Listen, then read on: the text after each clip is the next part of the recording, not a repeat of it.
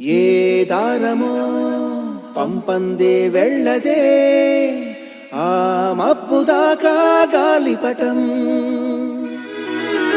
ఏ మార్గము ఏనాడు మరవదే ఈ మట్టితో తన చుట్టరికం